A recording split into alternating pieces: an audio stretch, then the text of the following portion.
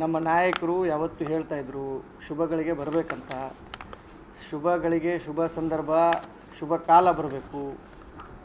ಆ ಸಮಯ ಹತ್ತಿರ ಬಂದಿದೆ ಅಂತ ನಮಗೆ ಅನಿಸುತ್ತೆ. ಇವತ್ತು ದೆಹಲಿಯಲ್ಲಿ ನಮ್ಮ ನಾಯಕರಾದಂಥ ಡಿ ಕೆ ಶಿವಕುಮಾರ್ ಅವರು ವರಿಷ್ಠರನ್ನು ಭೇಟಿಯಾಗಿದ್ದಾರೆ. ಸುಮಾರು ರಾಜಕೀಯ ಚರ್ಚೆಗಳಾಗಿದ್ದಾವೆ, ಸಂಘಟನೆ ಚರ್ಚೆಗಳಾಗಿದ್ದಾವೆ. ಕರ್ನಾಟಕ ರಾಜ್ಯದ ವಿವಿಧ ಸಂಘಟನೆಗಳ ಬಗ್ಗೆ ಚರ್ಚೆ ಆಗಿದ್ದಾವೆ. ಯಾಕಂದರೆ ಮಾರ್ಚ್ 10ನೇ ತಾರೀಕು 6 ವರ್ಷ ಅವರು ಕಂಪ್ಲೀಟ್ ಆಗ್ತಾರೆ.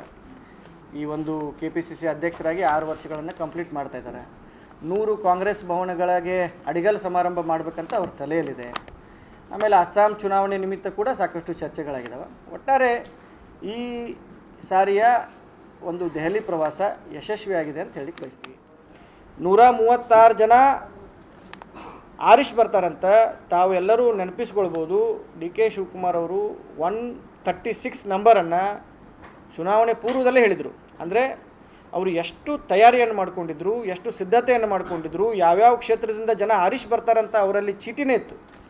ಸೊ ಅಷ್ಟು ತಯಾರಿಯನ್ನು ಮಾಡಿಕೊಂಡು ಅಷ್ಟು ಒಂದು ಆತ್ಮವಿಶ್ವಾಸದಿಂದ 2023ಕ್ಕೆ ನಾವು ಅಧಿಕಾರಕ್ಕೆ ಬಂದ್ವಿ.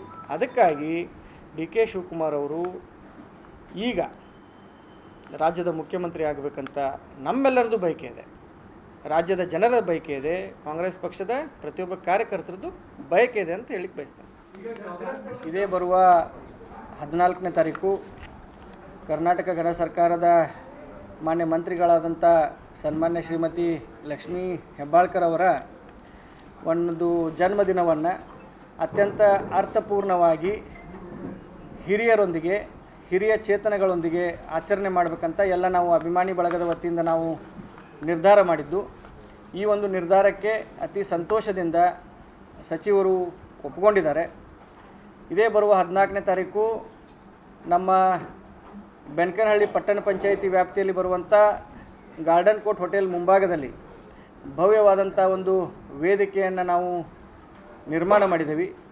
ಆ ವೇದಿಕೆಯಲ್ಲಿ ನಮ್ಮ ಬೆಳಗಾವಿ ಗ್ರಾಮೀಣ ಮತಕ್ಷೇತ್ರದಲ್ಲಿ ಸುಮಾರು 14,500 ಹಿರಿಯ ಚೇತನಗಳು, ಹಿರಿಯರನ್ನು ನಾವು ಗುರುತಿಸಿದ್ದೇವೆ.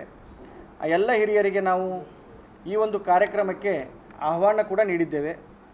ಈ ಒಂದು ಕಾರ್ಯಕ್ರಮದಲ್ಲಿ ಹಿರಿಯರನ್ನು ನಾವು ಆಹ್ವಾನ ಮಾಡುವುದರ ಮೂಲಕ ಅವರಿಗೆ ಸಾಕಷ್ಟು ಆಟಗಳಿರ್ಬೋದು, ಸಂವಾದಗಳಿರ್ಬೋದು, ಸಾಂಸ್ಕೃತಿಕ ಕಾರ್ಯಕ್ರಮಗಳಿರ್ಬೋದು, ಇವೆಲ್ಲಗಳನ್ನು ಆಯೋಜನೆ ಮಾಡಿದ್ದೀವಿ.